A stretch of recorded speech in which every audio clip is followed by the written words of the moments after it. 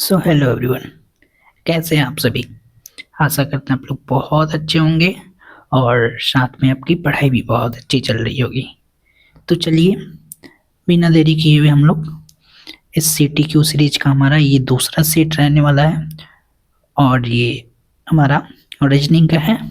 ठीक, ये क्या है, ये यहाँ पे लिख देता हूँ मैं। ये रहा, ये हमारा रीजनिंग का रहने वाला दूसरा सेट। ठीक, और हाँ, इसको ऐसे डिजाइन किया गया है, ये CTQ सीरीज को ऐसे डिजाइन किया गया। मान लीजिए जो सेट पहला देख लिए हैं, ठीक, जो पहला सेट देख लिए हैं और मान लीजिए किसी चैप्टर से, मान लेते हैं स्टेटमेंट एजम्पशन से हमारा पहले टाइप का क्वेश्चन रख दिया गया है, टाइप 1 का क्वेश्चन हमारा इसमें रख दिया गया है। तो ये सेट दूसरे में क्या होएगा, सेट दूसरे में क्या होगा, अगर ये चैप्टर से क्वेश्चन रखा जा रहा है तो ये टाइप दूसरा होगा। क्या होगा हमारा, ये टाइप दूसरा होगा। ऐसे क्या होएगा कि जब तक हम लोग 15 सेट, 10 से 15 सेट हम लोग जैसे करेंगे, हम लोग प्रत्येक चैप्टर का कम से कम 5 टाइप यानी इंपॉर्टेंट जितने भी हैं सारे टाइप हम लोग कवर कर चुके रहेंगे। तो चलिए बिना देरी किए हम लोग आज के पहला क्वेश्चन पे आते हैं। चलिए तो आपका क्वेश्चन रहा ये। चलिए आप सबसे पहले क्या करेंगे, वीडियो को पॉज करेंगे और एक बार खुद से सॉल्व करने की कोशिश करेंगे, उसके बाद मेरे द्वारा सॉल्व किए हुए मेथड को देखेंगे। चलिए क्वेश्चन क्या कह रहा है हमारा, क्वेश्चन क्या है हमारा, ये वेन डायग्राम का क्वेश्चन है। एक्चुअली अगर आपने क्या, पहले क्वेश्चन पढ़ते हैं ना। In a group of 60 student 35 play cricket, 30 play football और 15 जो है जो दोनों खेलते हैं, यानी कि हमारा क्रिकेट और फुटबॉल दोनों खेलते हैं। ठीक, तो how many student play neither cricket और नॉर फुटबॉल, न तो क्रिकेट और न ही फुटबॉल खेलते हैं।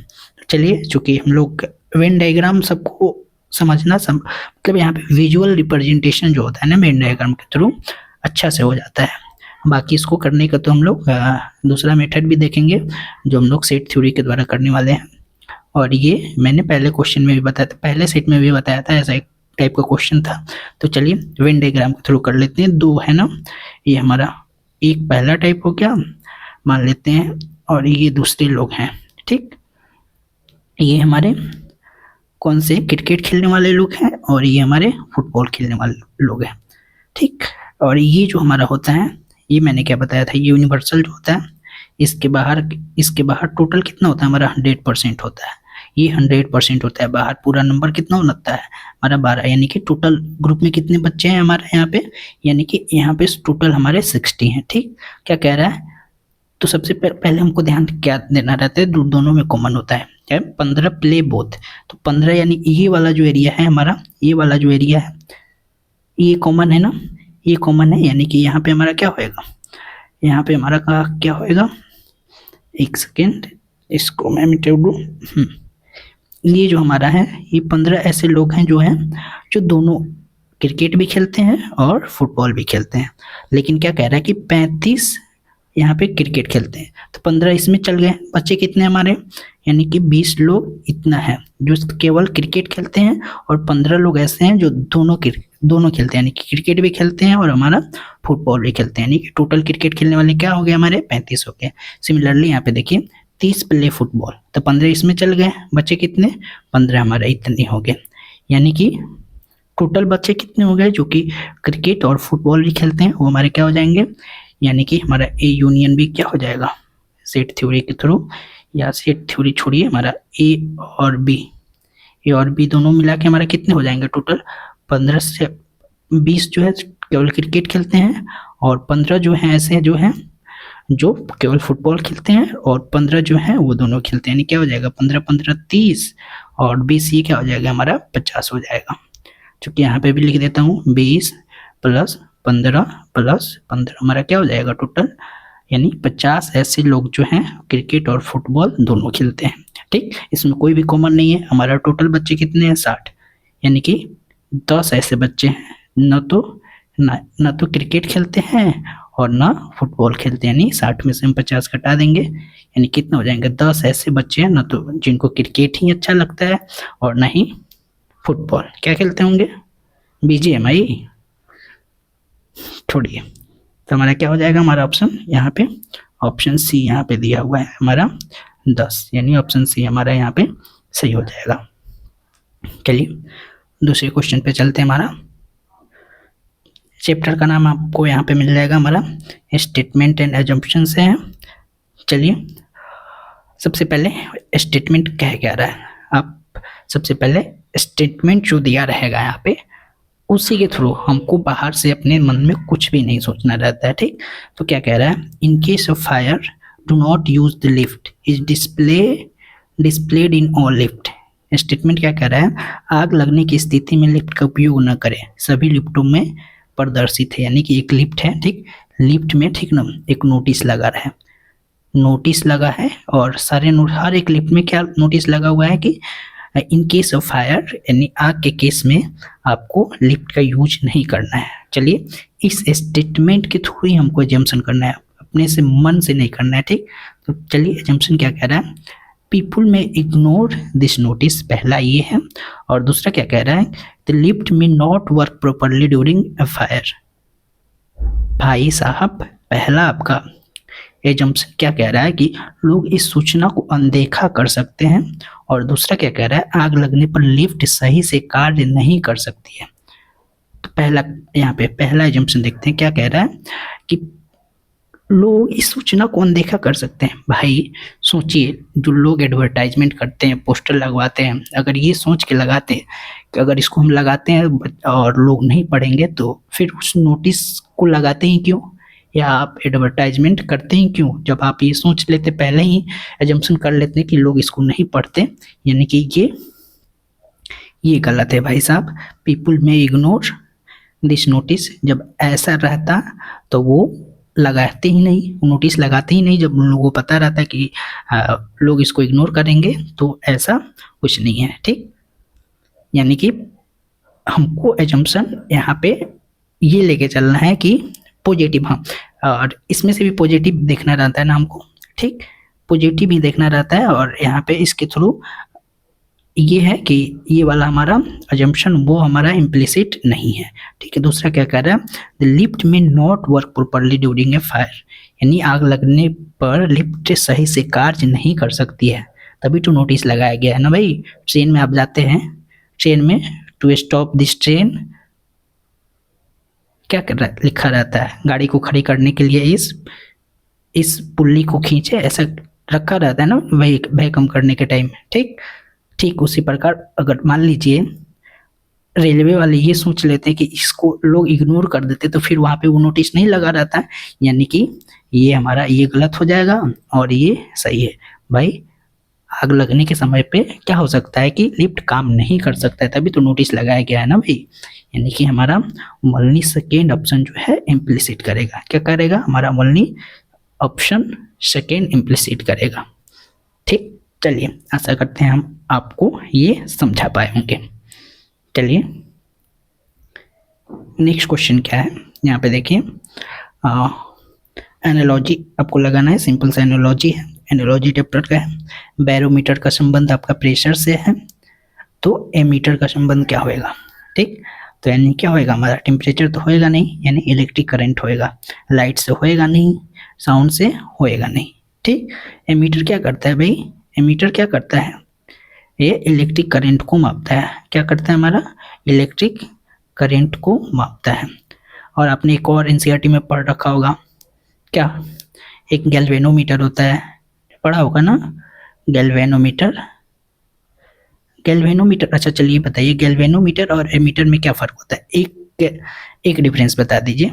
चलिए हम लोग यहाँ पे देख लेते हैं, जो गैल्वेनोमीटर जो होता है ये क्या होता है, हमारा स्मॉल अमाउंट ऑफ करंट को मापता है, क्या करता है, हमारा स्मॉल अमाउंट ऑफ करंट को मापता है, स्मॉल अमाउंट ऑफ करंट को मापता है। और एमीटर जो है ये आपके हर एक घर में लगा होगा, अगर बोर्ड बढ़िया से लगा होगा तो यहाँ पे वहाँ पे हमारा एमीटर ही काम करता है, ये लार्ज करंट को भी माप सकता है इजली से। चलिए अगला क्वेश्चन क्या है, ये क्लासिफिकेशन यानी ऑड ऑन आउट करना है आपको। चलिए आपका यहाँ पे दिया हुआ है Mars, Venus, Moon, Saturn and Jupiter, ठीक। तो क्या होएगा भाई, ये देखिए, ये सारे क्या है हमारे, मार्स भाई क्या है, प्लानेट है, वेनस भी प्लानेट है, और मून क्या है हमारा, मून क्या है हमारा, ये सैटेलाइट है। क्या है हमारा, ये हमारा सैटेलाइट है। क्या है हमारा, ये सैटेलाइट है। सैटर्न भी हमारा क्या है,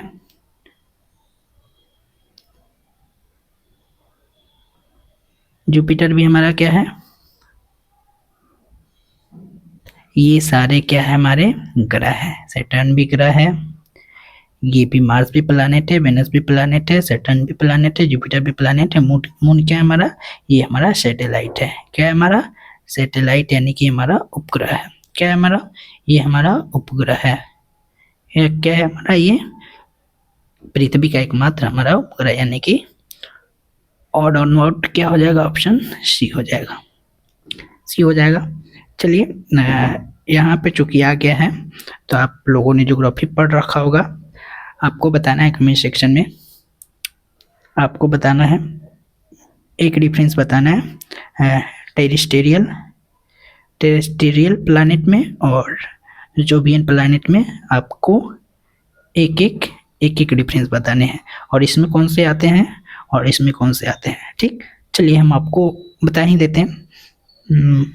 टेरेस्टेरियल में क्या आते हैं, एम ये आते हैं, और जोवियन में क्या आते हैं, SUN, यानी कि जुपिटर हो जाएगा, सैटर्न हो जाएगा, यूरेनस हो जाएगा, और ये हमारा नेपच्यून हो जाएगा, और 4 इसमें आ जाएंगे, मरकरी हो जाएगा, वेनस हो जाएगा, अर्थ हो जाएगा, और ये हमारा मार्स हो जाएगा। ये टेरेस्टेरियल है और ये हमारा जोवियन है। तो चलिए देखिए, इस आधार पे भी आपको दे सकता था ना, इस आधार पे भी दे सकता था ना। और ये सारे जो डिस्टेंस है, ये सारे जो ऑर्डर है हमारा, मरकरी, वेनस, अर्थ, हमारा मार्स, जुपिटर, सैटर्न, यूरेनस और नेपच्यून, ये हमारा अकॉर्डिंग टू डिस्टेंस ऑफ सन है। क्या हमारा, अकॉर्डिंग टू डिस्टेंस ऑफ सन है, अकॉर्डिंग टू डिस्टेंस ऑफ हमारा सन के हिसाब से मैंने बताया था। तो आप कमेंट सेक्शन में 2 डिफरेंस बताएंगे, और दूसरा क्या बताएंगे, आप बता देंगे डिक्रीजिंग ऑर्डर में बता देंगे। डिक्रीजिंग ऑर्डर इसका क्या होता है, प्लैनेट का। आप इसको भी कमेंट सेक्शन में बता सकते हैं, इससे आपका भी रिवीजन हो जाएगा। चलिए अगले क्वेश्चन पे बढ़ते हैं। यहाँ पे देखिए, फिर से साइलोगिज्म का आता है। साइलोगिज्म का मैंने क्या किया था, पहले शिफ्ट में हम लोग सिंपल सा किए थे। तो देखिए ये यहाँ पे थोड़ा सा दूसरा होगा, थोड़ा सा कंसेप्ट में आपको दूसरा मिलेगा, तो घबराइए नहीं कि इस चैप्टर से बहुत सारे क्वेश्चन आते हैं। तो यहाँ पे क्या दिया हुआ है कि चलिए, all graduates are employed, graduate को क्या जी से रिप्रेजेंट कर देते हैं, ऑल ग्रेजुएट जो है हमारा, ये क्या है हमारा, ये हमारे सारे एम्प्लॉयड हैं, यानी कि नियोजित हैं भाई, एम्प्लॉयड हैं। सम एम्प्लॉयड पर्सन्स आर रिच, इसमें से कुछ बच्चे जो हैं, बच्चे आदमी की बात हो रही है ना, बच्चे तो होंगे नहीं, ग्रेजुएट हो गए हैं। इसमें से क्या है, कुछ लोग हमारा रिच हैं, यानी इसको आर से रिप्रेजेंट कर देंगे। तो कंक्लूजन क्या रहा है हमारा, कंक्लूजन पे आते हैं, हमारा निष्कर्ष पे आते हैं कि कुछ स्नातक धनी हैं। ये देखिए, ग्रेजुएट और रिच के दोनों के बीच में कोई डायरेक्ट रिलेशन दिया है, नहीं दिया है भाई, यानी कि ऑप्शन ए जो है ना, ये हमारा हो सकता है, मे बी पॉसिबल है, बट 100% ये सही नहीं है, यानी कि हमारा 1 इम्प्लिसिट यानी फॉलो नहीं करेगा। इम्प्लिसिट भाई तो स्टेटमेंट इन एजम्पशन में आता है ना, यहाँ पे फॉलो नहीं करेगा, नहीं पहला तो होएगा नहीं, यानी कि बोथ वाला ऑप्शन ऐसा ही गया, चला गया। ठीक, और हमारा 2 बचा, ओनली ऑप्शन सेकेंड, और क्या, नाइदर 1 और सेकेंड। तो दूसरा हमारा कंक्लूजन क्या कह रहा है, all employed persons are graduate, all employed persons are graduate. क्या कह रहा है, all employed person are graduate. ये देखिए, ऑल एम्प्लॉयड जो है ये हमारा ग्रेजुएट हो सकता है भाई, हो भी सकता है, नहीं भी हो सकता है। देखिए इसका केस दूसरा भी हो सकता है ना, ये देखिए, इसको ऐसे भी तो ड्रॉ कर सकते हैं ना, इधर देख लीजिए, ऐसे देख लीजिए, मान लीजिए जो सारे ग्रेजुएट जो हैं, सारे ग्रेजुएट हैं, एम्प्लॉयड हैं, यानी कि इस वाले केस में भी इसको ओवरलैप वाला करा देते हैं। अगर हम इसको ओवरलैप करा देते हैं, यानी इस केस में भी तो हमारे सारे ग्रेजुएट एम्प्लॉयड हैं, इस केस में भी तो हमारे सारे ग्रेजुएट क्या है, हमारा एम्प्लॉयड है। हो भी सकता है केस ये भी फॉलो कर सकता है और इस केस में नहीं है, यानी कि ये भी हमारा ऑप्शन सेकेंड भी है, all employed persons are graduate, ये भी हमारा 100% फॉलो नहीं कर रहा है, यानी कि ऑप्शन क्या हो जाएगा, ये भी नहीं फॉलो कर रहा है, वो तो होएगा नहीं, यानी कि नाइदर वन और नॉर टू फॉलो कर रहा है, यानी कि हमारा ऑप्शन डी सही हो जाएगा भाई। ठीक, चलिए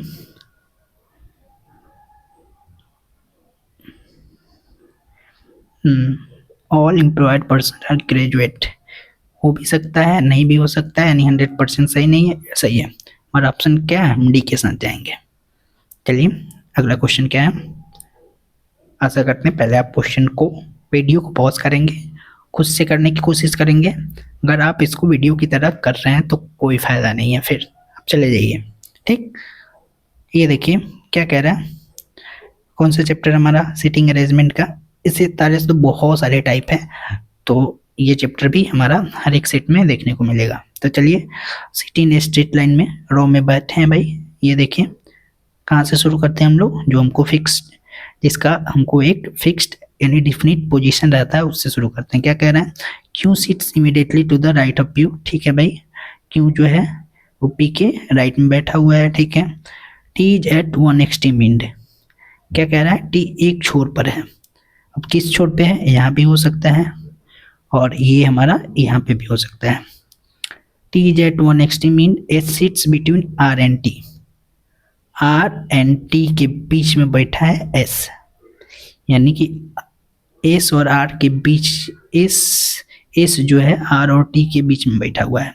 ठीक, तो एस यहाँ पे भी बैठ सकता है आर और टी के बीच में, ये भी हमारा केस हो सकता है, और यहाँ पे भी एस बैठ सकता है आर और टी के बीच में। ठीक, तो एक तो हमारा केस ये हो गया, और दूसरा केस क्या हो गया हमारा, ये हो गया, और पहला केस क्या हो गया हमारा, ये हो गया। दो केस बन रहा है हमारा। तो पूछ क्या रहा है, who sits in the middle. पहले केस में देखते हैं तो हमारा यहाँ पे भी आर आ रहा है, और दूसरे केस में देखते हैं दो इधर से यहाँ पे भी आ रहा है, यानी कि दोनों केस में हमारा क्या है, दोनों केस में हमारा क्या है, आर ही जो है वो मिडल में आ रहा है, यानी हमारा ऑप्शन सी हो जाएगा। ठीक, चलिए अगला क्वेश्चन क्या कह रहा है, ये देखिए, how many triangles of all size are there in a triangle divided into 4 rows। Base में हमारा कितने, हमारा 4 स्मॉल ट्रायंगल्स हैं। क्या हमारा 4 स्मॉल ट्रायंगल है। चलिए क्वेश्चन समझ में आ गया होगा एक्चुअली क्या है, क्या रहा है। ठीक, तो देखिए यहाँ पे ज्योमेट्रिकल फिगर ये रहा हमारा, ये मान लेते हैं ये हमारा ट्रायंगल हो गया। ठीक, पहले हम आपको विजुअल रिप्रेजेंट कर देते हैं, और लास्ट में हम इसको फार्मूला के थ्रू भी देखने वाले हैं। तो ये देखिए, ये हमारा ट्रायंगल हो गया। चलिए इसको बांट लेते हैं, ये हमारा, ये 4 भाग में बटा गया है ना, ये हमारा दूसरा हो गया। ठीक, और ये हमारा तीसरा हो गया।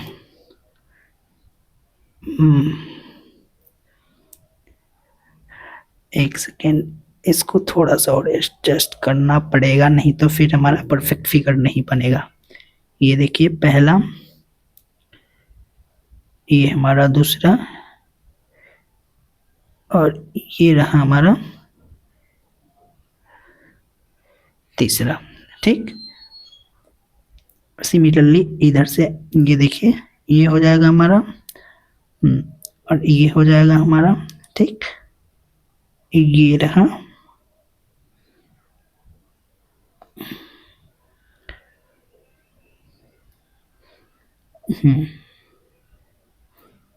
ये हो गया, ये रहा।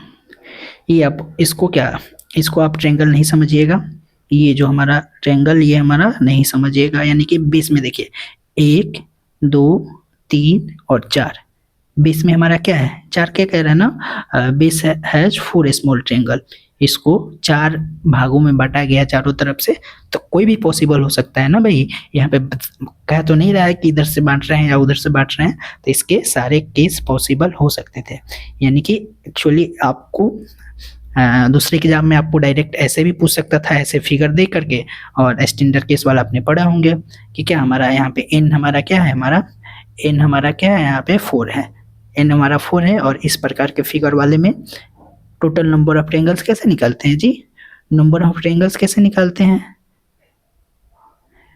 डायरेक्ट अगर इस केस में विजुअल रिप्रेजेंटेशन दिया रहता तो आप डायरेक्ट लगा सकते थे n into n plus 2 2n plus 1 by 8, ठीक, ये करके आप डायरेक्ट निकाल सकते थे, बट इसको लैंग्वेज में दिया हुआ है तो आपको ये समझना था। Divided into 4 rows, base has 4 small triangles, 1 2 3 4। तो चलिए भाई n का वैल्यू हमको 4 पता चल गया है, और ऐसे गिनेंगे भी तो हमारा आएगा। तो चूंकि हम लोग फार्मूला पे डायरेक्ट कर लेते हैं तो क्या हो जाएगा हमारा, ये देखिए n का वैल्यू हमारा 4 है, तो 4 4 2 6, 4 2 8 1 9 बाई 8, 4 2 8, 2 तिहाई और 9 तिरका 27, यानी कि हमारा टोटल ट्रायंगल कितने होंगे 27। तो आपको याद रखने हैं, अगर इस केस में दे रहा है लैंग्वेज में तो आपको घबराना नहीं है, सबसे पहले समझना है इस टाइप के। अगर कर लिए होंगे तो आप डायरेक्ट यहाँ से भी डायरेक्ट कर सकते थे। बेस में हमारा कितना था 4, यानी n का वैल्यू हमारा यहाँ पे 4 है। और क्या होता है ये देखिए, बहुत से लोग क्या करते हैं इस केस में, एक शॉर्टकट निकाले हैं आंसर लाने का, क्या क्या करते हैं 2n, क्या बताते हैं 2n square minus 5, number of triangles निकालने के लिए क्या करते हैं 2n स्क्वायर माइनस 5। देखिए इससे भी आंसर आ जाएगा, जैसे 2 4 चौका 16 माइनस 5, क्या हो जाएगा 16 दूना 32 में से 5 जाएगा 27। आंसर तो मिल गया भाई, लेकिन ये हमारा स्टैंडर्ड फार्मूला नहीं है, ये हमेशा सही होगा, सही नहीं होगा ये तो n इजिकल टू 3 के केस में और n इजिकल टू 4 के केस में ये कॉन्सिडेंस है कि ये हमारा इससे मिल जाता है, ठीक, बट ये होता नहीं है, ठीक, यानी कि हमारा ऑप्शन सी हो जाएगा। हमारा स्टैंडर्ड फार्मूला आपको ये याद रखना है, ये कोई फार्मूला होता नहीं है, यानी कि हमारा ऑप्शन सी सही हो जाएगा। चलिए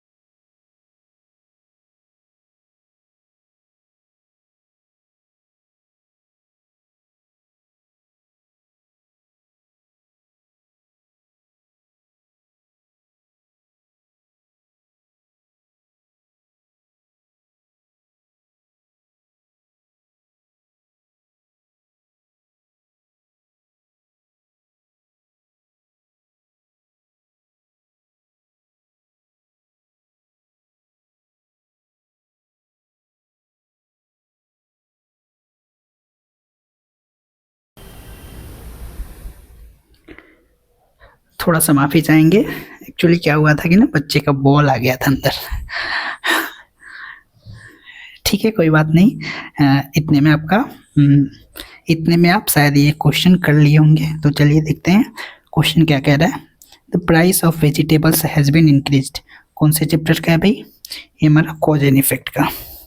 और हाँ, इसे शुरू करने से पहले बता दूं, हमारा 3 चैप्टर जो होते हैं बहुत इंपॉर्टेंट होते हैं और ये हायर एग्जाम में हमेशा पूछे ही जाते हैं। वो चाहे सीजीएल की बात कर लें, हमारा बिहार सीजीएल होने वाला है या एसएससी सीजीएल होने वाला है, और ईडीयू में पूछेगा ही भाई। क्या ये देखिए कौन सा होता है हमारा, statement and assumption. Statement assumption में होता है, और एक हमारा क्या हो जाता है कंक्लूजन वाला में, और ये हमारा क्या है कॉज एंड इफेक्ट। अब ध्यान रखिए ये तीनों चैप्टर से हमारा क्या है बराबर के क्वेश्चन रहने वाले हैं भाई, देखिएगा। तो चलिए ध्यान से करेंगे। क्या कह रहा है, the price of vegetables have increase sharply this week. Statement दूसरा क्या कह रहा है, the transport workers union went on a sudden strike this week, what is the relationship. कथन पहला क्या है, कथन और निष्कर्ष क्या है भाई, इस सप्ताह सब्जियों के दामों में तेज वृद्धि हुई है। दूसरा कथन क्या कह रहा है, इस सप्ताह परिवहन कर्मियों की यूनियन अचानक हड़ताल पर चली गई है। तो चलिए कोज एंड इफेक्ट का सबसे आसान तरीका जो होता है, पहले सेंटेंस को पढ़ेंगे और फिर बीच में बिकॉज यानी कि क्योंकि लगा के देखेंगे इन दोनों में के बीच में कोई रिलेशन आ रहा है, चूंकि यहाँ पे तो डायरेक्ट पता चल जा रहा है। देखिए क्या, इस सप्ताह सब्जियों के दामों में तेज वृद्धि हुई है क्योंकि इस सप्ताह परिवहन कर्मियों की यूनियन अचानक हड़ताल पर चली गई है। क्यों भाई, इकोनॉमिक्स में आपने पढ़ा होगा ना, ये सारे एक दूसरे से प्राइस आपस में क्या होते हैं, रिलेटेड होते हैं। तो हड़ताल पे गए हैं यानी कि हमारा सप्लाई की कमी हुई है, सप्लाई की कमी हुई है तो यानी कि हमारा क्या होएगा, प्राइस तो ऑब्वियस सी है बढ़ेगी। यानी कि पहला क्या है, पहला इफेक्ट है, पहला इफेक्ट है। और कॉज क्या है, इसका कारण क्या है, because transport workers union went on a sudden strike this week, यानी कि ये हमारा क्या हो जाएगा, ये हमारा कॉज हो जाएगा। क्या हो जाएगा हमारा, ये कॉज हो जाएगा। यानी कि ये देखिए फर्स्ट इज द कॉज नहीं, second is the cause of first, second is the cause of first, यानी कि हमारा ऑप्शन बी सही हो जाएगा। क्या हो जाएगा, हमारा ऑप्शन बी सही हो जाएगा। चलिए अगले क्वेश्चन पे आते हैं। ये देखिए क्वेश्चन क्या है हमारा, डाटा सफिशिएंसी क्या है, स्टेटमेंट क्या दिया हुआ है हमारा, ये देखिए जो x जो है, x बड़ा है y से, x बड़ा है y से। तो पहला स्टेटमेंट क्या है हमारा, ये देखिए पहला ये है और दूसरा ये कह रहा है x plus y is equal to 10 है, ठीक। और दूसरा क्या दिया हुआ हमारा, x minus y is equal to हमारा 4 है। तो क्या इस स्टेटमेंट के थ्रू ओनली हम बता सकते हैं कि हमारा x बड़ा है कि y है, नहीं जी, यानी ओनली खत्म हो गया, ओनली वन खत्म हो गया। ये देखिए सिमिलरली ये हमारा एक इक्वेशन है x minus y is equal to 4, तब क्या इसके थ्रू भी हम बता सकते हैं कि हमारा x बड़ा है कि y, नहीं जी, यहाँ पे भी कुछ भी वैल्यू हो सकता है, यानी कि पहला और दूसरा खत्म हो गया, नाइदर वाला गया, यानी दोनों के मिला के हम वैल्यू निकालेंगे तो हम इजीली बता सकेंगे। दोनों इक्वेशन को हम निकालेंगे, दोनों को मिलेंगे तो क्या करेंगे, हमारा एक्स वाई प्लस है और माइनस यहाँ पे दिया हुआ है, तो मैंने मैथ के सेशन में बता रखे हैं, यहाँ पे एक्स और वाई का वैल्यू कैसे हो जाएगा, हमारा दोनों के जोड़ को डिवाइड कर देंगे, यानी कि हमें 10 4 14 2 7 हो जाएगा, और एक क्या हो जाएगा, ये हमारा 10 माइनस 4/2 यानी 6 में से यानी ये 3 हो जाएगा। यानी इस केस में जब तक दोनों इक्वेशन मिलाएंगे नहीं हम, तब तक हमको डिफिनिट वैल्यू का पता चलेगा नहीं, यानी कि हमारा स्टेटमेंट 1 और दोनों की जरूरत है, यानी कि ऑप्शन क्या है, ऑप्शन सी हमारा सही हो जाएगा, ठीक। अब बहुत से बच्चे कह रहे होंगे यहाँ पे देखिए ये x माइनस वाई भी तो हो सकता है, बल्कि नहीं होएगा भाई, नहीं होएगा। देखिए हम इसको यहाँ पे भी माइनस में रख सकते हैं ना,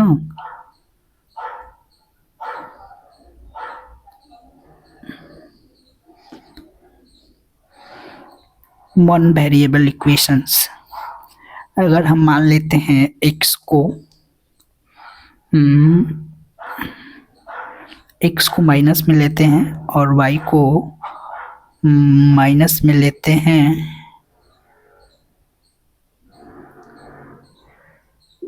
x माइनस वाई, वेरिएबल दो हैं, इक्वेशन वाला तो सवाल तो नहीं है। अच्छा चलिए आप इसको बताएंगे कमेंट सेक्शन में, मुझे तो लगता है केवल 2 के थ्रू भी हम लोग निकाल सकते हैं, चूंकि ये बड़ा रहेगा तभी तो हमारा पॉजिटिव में वैल्यू आएगा ना जी। मान लेते हैं अगर x को माइनस में लेते हैं, x3 लेते हैं, तो यहाँ पे हमको y को माइनस 7 लेना पड़ेगा, तभी तो -3 और -7 यानी कि हमारा -3 प्लस 7 यानी कि 4 आएगा। यानी कि इस केस में भी हमारा -3 बड़ा है, -3 बड़ा है और से बड़ा है -7 से, यानी कि हमारा ओनली सेकेंड भी हो सकता है और ओनली सेकेंड ही होएगा और बोथ भी होएगा।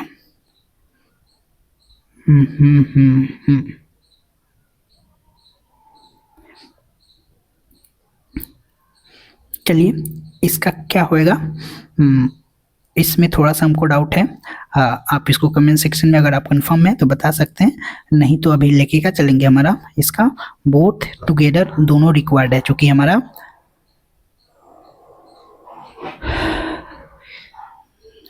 इक्वेशन वेरिएबल का क्या होएगा, ऑप्शन सी के थ्रू ही जाएंगे, ओनली हमारा सेकेंड नहीं होएगा, ओनली हमारा सेकेंड नहीं होएगा। ठीक, चलिए अगला क्वेश्चन है हमारा, या फिर इसको ऐसे ऑप्शन बी भी तो हो सकता है ना, ओनली बी या बोथ टुगेदर। जब ओनली बी हो जाएगा तो ये हमारा वैसे ही गायब हो जाएगा, तो दोनों ऑप्शन दिया क्यों है भाई। अच्छा चलिए इसको आप कमेंट सेक्शन में ही कंफर्म करेंगे, या फिर हम इसको बाद में आपको नेक्स्ट वाले सेशन में हम बता देंगे। चलिए ये क्वेश्चन देखिए, चलिए क्या कह रहा है हमारा, मैथमेटिकल ऑपरेशंस है, और हम इसको वैसे भी आज थोड़ा सा ज़्यादा टाइम लग गया है, बीच में बच्चे भी आ गए थे, तो ये हम इसको करने वाले नहीं हैं। आप इसको सिंपल सा करेंगे, प्लस का मतलब गुना है और गुना का मतलब माइनस है, माइनस का मतलब जो भी है, यहाँ पर रिलेशन दिया हुआ है, यहाँ पे वैल्यू निकालेंगे और इस सिंपल सा कैलकुलेशन कर लेंगे। चलिए अगला क्वेश्चन क्या है हमारा भाई, एक when a clock shows 8:20 what time will it's mirror image show. Mirror image निकालने के लिए हम लोग क्या करते हैं, सिंपल सा 12 बजे में से 12 घंटे में से हम लोग क्या करते हैं, घटा लेते हैं जी। ठीक, यानी 8:20 इसमें से माइनस करेंगे, यानी इसको क्या लिख सकते हैं कि घंटा इधर चला जाएगा, यानी कि 11:60 में से हम 11:60 में से 8:20 घटा लेंगे, तो हमारा क्या हो जाएगा, हमारा 8×3 और ये हमारा क्या हो जाएगा 40, 3:40 बच जाएगा भाई मिरर इमेज में। ठीक, आ गया ये अगला क्वेश्चन हमारा क्या कह रहा है, ये देखिए इनइक्वालिटीज है, कौन सा चैप्टर हमारा, इनइक्वालिटीज का है हमारा। यहाँ पे सारा एक ही लाइन में हमारा रिलेशन दे दिया हुआ है, तो आपको बताना है डेफिनेटली ट्रू है, 100% जो ट्रू होएगा। ठीक, तो आइए पहला ऑप्शन देखते हैं क्या कह रहा है हमारा, ए बड़ा होएगा डी से, यानी कि ए का इधर मुंह वाला ये हमारा खुला होना चाहिए। तो चलिए ए बड़ा है, चले जा, ए बड़ा है। ठीक, ए और डी, सबसे पहले ए डी का रिलेशन है ना, ए और डी के बीच में देखेंगे, ये बराबर है, इधर एक बड़ा है, हमारा एक पॉसिबल रीजन मिल गया, हमको यही चाहिए था, ये बड़ा और बराबर का साइन है, यानी कि हमारा ये हमारा डेफिनेटली ट्रू हो जाएगा। क्या हो जाएगा हमारा, डेफिनेटली ट्रू हो जाएगा। अगर चूंकि ऑप्शन सही दिया हुआ है, सही से टेस्ट सेट किया गया है क्वेश्चन, तो बाकी अपने आप में ये गलत हो जाएंगे। चलिए देख लेते हैं एक बारी, ए और बी के बीच में हमको रिलेशन देखना है, ए और बी के बीच में रिलेशन देखना है, और क्या कह रहा है हमारा, ए बड़ा होएगा, ए बड़ा होएगा। ठीक है जी, इधर मुंह खुला है, इधर मुंह खुला है, ये बराबर है जी, चलेगा। बट यहाँ पे ये देखिए इधर इस साइड है और इधर ये कह रहा है, यानी कि दोनों अपना एक दूसरे को कॉन्ट्राडिक्ट कर रहे हैं, यानी कि हमारा ये ऑप्शन नहीं होगा। ए बड़ा है ई से, ए और ई के बीच में देख लेते हैं, ए और ई के बीच में ये देखिए इधर इस साइड कह रहा है और इधर इस साइड कह रहा है, यानी कि ये भी हमारा नहीं होएगा जी। अब ये देखिए बी और ई में आ जाते हैं, बी और ई में आ जाते हैं, क्या कह रहा है, ई बड़ा है, ई बड़ा है यहाँ पे, और ये बड़ा कह रहा है और ये हमारा ये बड़ा कह रहा है, यानी कि ये भी एक दूसरे को कॉन्ट्राडिक्ट कर रहे हैं, यानी कि हमारा ये भी नहीं होगा, यानी कि हमारा ऑप्शन यही डेफिनेटली ट्रू होएगा। क्या होएगा हमारा ऑप्शन यही डेफिनेटली ट्रू हो जाएगा। ठीक, यानी कि 100% सही हमारा ऑप्शन यही होएगा। चलिए अगला क्वेश्चन क्या कह रहा है, ये देखिए, कोर्स ऑफ एक्शन, मैंने बताया था course of action, statement and conclusion, cause and effect, ये सारे क्वेश्चन तो भर भर के रहने वाले हैं जी। तो चलिए प्रॉब्लम क्या कह रहा है, ये देखिए प्रॉब्लम क्या कह रहा है, a large number of students are failing in mathematics. Course of action आपको क्या होना चाहिए, पहला क्या क्या कह रहा है कि शिक्षकों का तुरंत हस्तांतरण किया जाए, और दूसरा क्या कह रहा है, छात्रों को अतिरिक्त कोचिंग दी जाए। तो चलिए कौन सा सही होगा भाई, ट्रांसफर टीचर्स इमीडिएटली।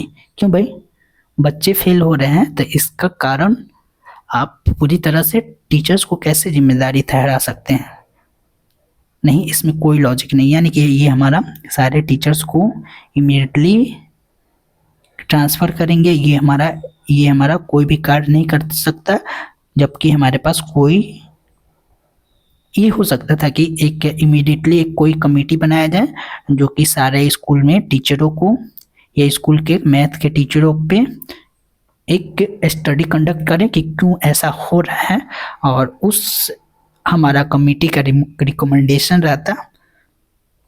फिर ऐसा हम लोग कोर्स ऑफ एक्शन यानी कि एक्शन कर सकते थे, ऐसे कार्रवाई कर सकते थे। बट हमारा यहाँ पे प्रॉब्लम के थ्रू हमारा यहाँ पे कुछ पता नहीं चल रहा है, यानी कि हमारा ये नहीं होएगा।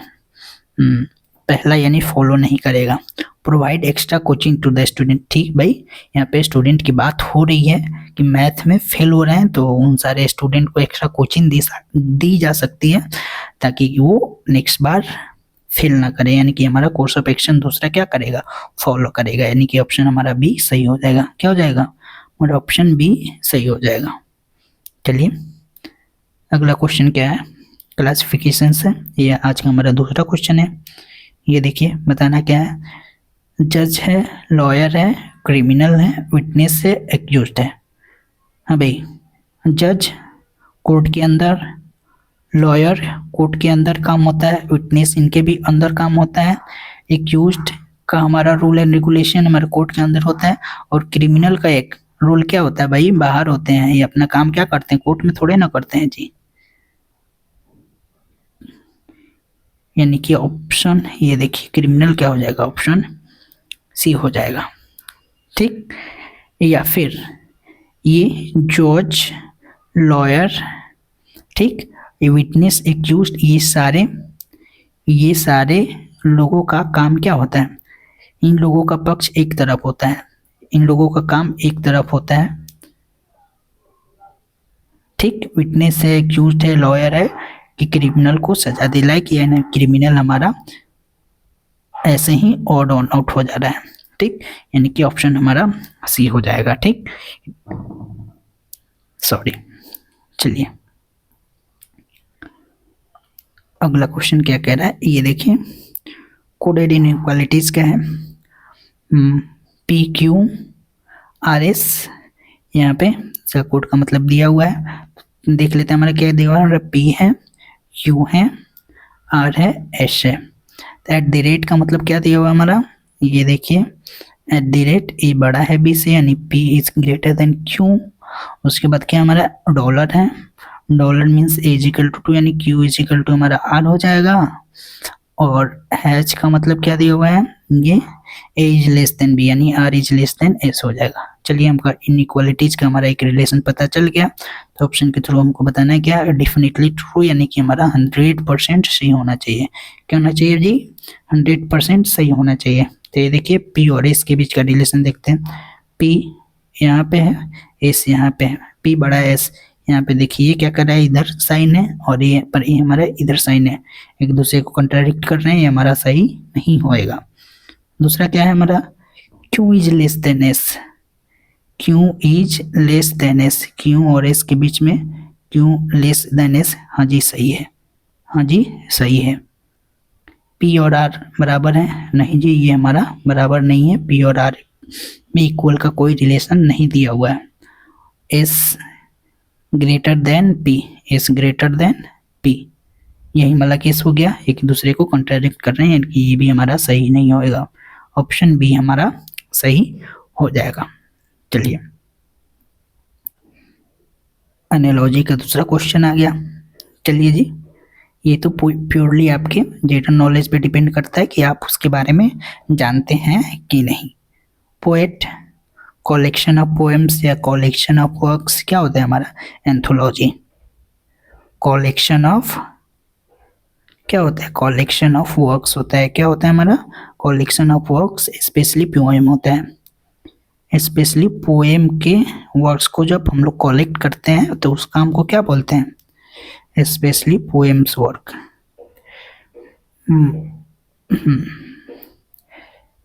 स्पेशली पोएम्स को होते हैं। आर्टिस्ट के कलेक्शन को हम लोग कहाँ पे देखते हैं, एग्जीबिशन में, एग्जीबिशन में ही आर्टिस्ट के कलेक्शन को देखते हैं। वो साइंस एग्जीबिशन हो सकता है, आर्ट एग्जीबिशन होता है, कुछ भी हो सकता है भाई, पेंटिंग तो होएगा नहीं, कैनवास तो होएगा नहीं, और पैलेट तो होएगा नहीं, कलर पैलेट या जो भी हो, ये हमारा ऑप्शन बी सही हो जाएगा। एग्जीबिशन बहुत तरह के हो सकते हैं, कलेक्शन ऑफ आर्ट्स हो जाएगा, यहाँ पे आर्टिस्ट की बात हो रही है तो, या साइंस एग्जीबिशन भी होता है अगर यहाँ पे साइंटिस्ट रहता है, लेकिन प्रोसेस उसके उस कलेक्शन को हम क्या कहते हैं, एग्जीबिशन ही कहते हैं, यानी कि हमारा ऑप्शन बी सही हो जाता। चलिए अगला क्वेश्चन ये देखिए, A square is folded once along its diagonal and a hole is punched at the center of the folded edge. ध्यान दीजिएगा क्या फोल्डेड एज पे पंच किया गया है। When unfolded, how many holes appear and where? ठीक, एक बार नहीं समझ आ रहा है तो हिंदी में पढ़ लेंगे। सॉरी, क्या है ये भाई, स्क्वायर है ना, ये देखिए स्क्वायर ले लेते हैं, ये हमारा स्क्वायर हो गया। ठीक, जब इसको हम फोल्ड करेंगे, इसके किसी भी डायगोनल के थ्रू हम फोल्ड कर देंगे तो हमारे पास बचा क्या, ये देखिए हमारे पास बचा क्या, ये हमारा पास ये बच गया जी, ट्रायंगल हो गया ना। इस फोल्डेड वाले ये वाले पे पंच किया जा रहा है, ये वाले पे हमारे फोल्डेड एज पे पंच किया जा रहा है इसके सेंटर में। ठीक, तो इसको खोलेंगे, हम इसको खोलेंगे तो एक हमारा यहाँ पे हो जाएगा और एक हमारा यहाँ पे हो जाएगा। वन एट द सेंटर नहीं होगा। टू सिमेट्रिक ऑन डायगोनल यानी कि हमारा बी सही हो जाएगा। टू अपोजिट साइड नहीं भाई, साइड पे थोड़े ना होएगा। फोर एट द कॉर्नर ये भी नहीं होगा, यानी कि हमारा ऑप्शन एक यहाँ पे हो जाएगा और एक यहाँ पे हो जाएगा। क्योंकि फोल्डेड साइड, ये फोल्डेड एज के सेंटर पे किया जा रहा है, यानी कि हमारा ऑप्शन बी सही हो जाएगा। चलिए अगला क्वेश्चन क्या है, कौन से चैप्टर का, हमारा वेन डायग्राम का।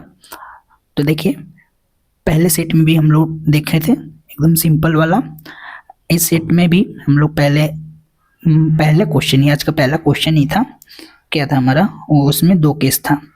उसमें केस क्या था, उसमें दो लोग थे, लेकिन ये हमारा क्या है, तीन लोग हैं। इसमें क्या है, हमारा तीन लोग हैं।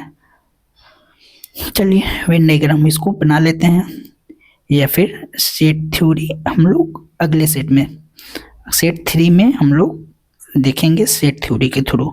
चलिए वेन डायग्राम के थ्रू समझना थोड़ा सा इजी हो जाता है। ये देखिए 3 केस है ना, एक ये हो जाएगा और एक हमारा ये हो जाएगा। ये वाला जो एरिया हो जाएगा तीनों के लिए कॉमन हो जाएगा। ये क्या होता है हमारा, ये यूनिवर्सल होता है। बाहर कितने होते हैं हमारा, टोटल हमारा यूनिवर्सल 100%। बाहर कितना लिखते हैं, हमारा पूरा टोटल कितने लोग, भाई यहाँ पे तो 100 पीपल नहीं दिए हैं, बाहर टोटल कितने होंगे, हमारा 100 हो जाएंगे। तो कहाँ से शुरू करते हैं, जो तीनों में कॉमन है।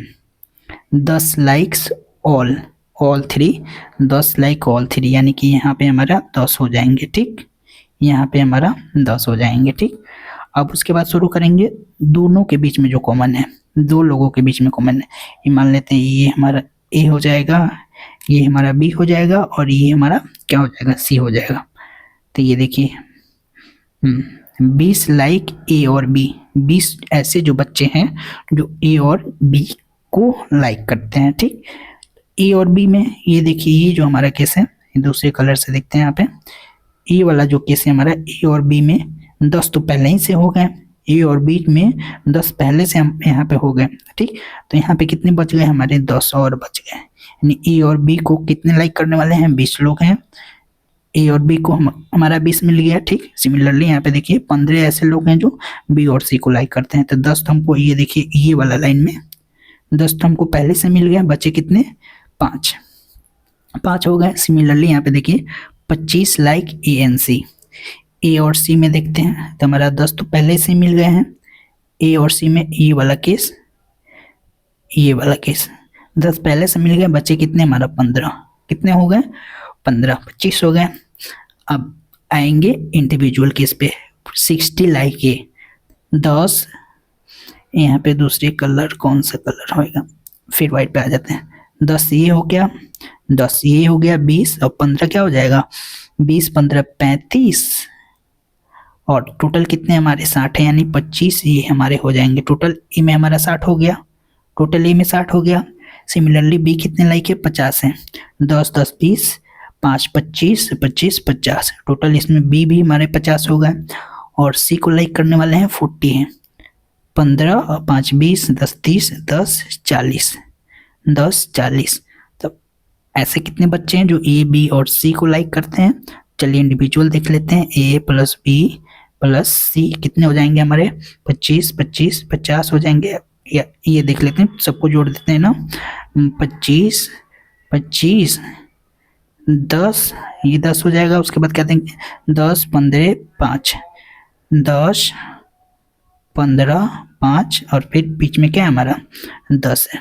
ठीक, यानी 25 25 50, 10 60 ये हो जाएगा, 10 10 20 ये हो जाएगा, 15 5 20 ये हो जाएगा। यानी टोटल कितना हो जाएगा? 10 60 20 80 20 100। यानी पूरे के पूरे बच्चे जो हैं हमारे ए बी और सी को लाइक करते हैं। तो हाउ मैनी लाइक्स नॉन, ऐसे कितने बच्चे हैं जो किसी को पसंद नहीं करते हैं? तो ये हमारे क्या हो जाएंगे? 0 हो जाएंगे भाई।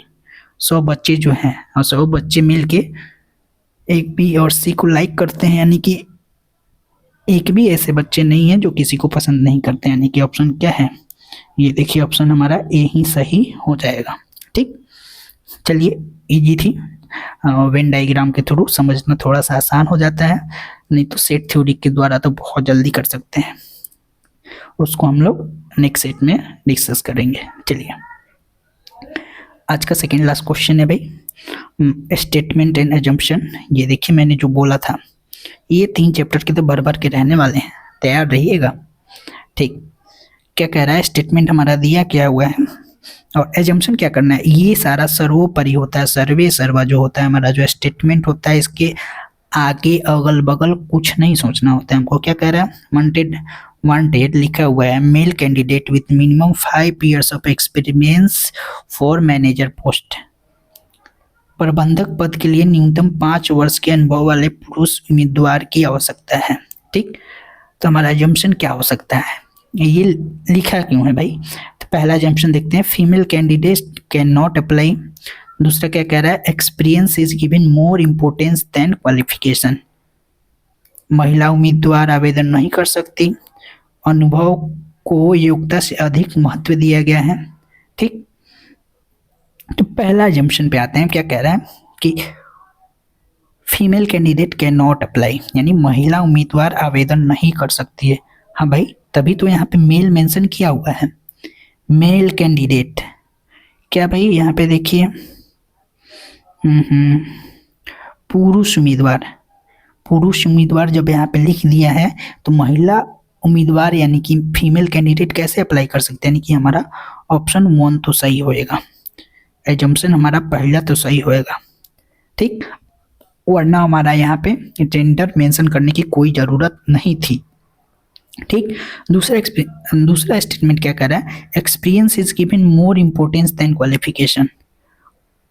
एक्सपीरियंस की बात तो की गई है, बट यहाँ पे इस स्टेटमेंट से हमको कहीं भी ये कंक्लूजन नहीं मिल रहा है, एजम्पशन नहीं मिल रहा है, जहाँ पे क्वालिफिकेशन को, एक्सपीरियंस को ज़्यादा दिखाया गया है हमारा क्वालिफिकेशन। इनफैक्ट यहाँ पे क्वालिफिकेशन की बात ही नहीं की गई है। तो हम कैसे कर सकते हैं? यहाँ पे एक्सपीरियंस की बात की गई है, इसका मतलब ये थोड़े ना है मिनिमम कोई ना कोई क्वालिफिकेशन होएगी। यानी कि ये जो है, जो एडवर्टाइजमेंट निकाला है या ये मान के चल रहा है, जंप करके चल रहा है कि इस पोस्ट के लिए इतना क्वालिफिकेशन तो जरूरी होना ही चाहिए। लेकिन यानी कि इन दोनों के बीच में, एक्सपीरियंस और क्वालिफिकेशन के बीच में हमारा इस स्टेटमेंट से कोई कंक्लूजन नहीं निकल रहा है कि किस पे ज़्यादा वेटेज दिया गया है। यानी कि हमारा ये सेकंड नहीं होएगा, यानी कि हमारा ओनली 1 के साथ जाएंगे, ओनली 1 इज इम्प्लिसिट होएगा, ओनली सेकंड नहीं होएगा, वो तो होएगा नहीं, एक जाएगा तो नाइदर, ये तो होएगा नहीं। यानी कि हमारा ऑप्शन 1 ही सही होएगा। Experience is given more importance than qualification, नहीं भाई, ऐसा कोई भी बात नहीं किया जा रहा है स्टेटमेंट के थ्रू।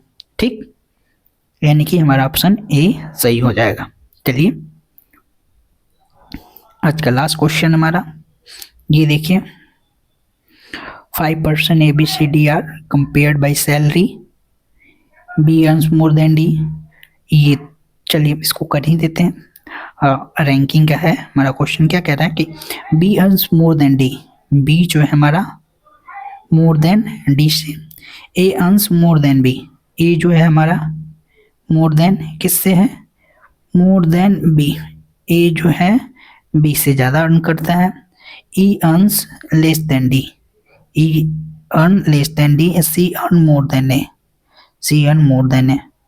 भाई साहब ये तो एक बार में ही लगातार दे दिया हुआ है, बहुत आसान था। तो आपको क्या बताना, who is the third highest earner, तीसरा सबसे अधिक वेतन कमाने वाला कौन है, 1 2 3, क्या है हमारा बी है, दोनों बगल से हमारा तीसरा ही होता है। तीसरा सबसे कम कमाने वाला ये वो ये, उसके बाद ये भी होता है, इधर से भी ज़्यादा कमाने वाला भी बी ही होता है, यानी कि ऑप्शन बी सही हो जाएगा।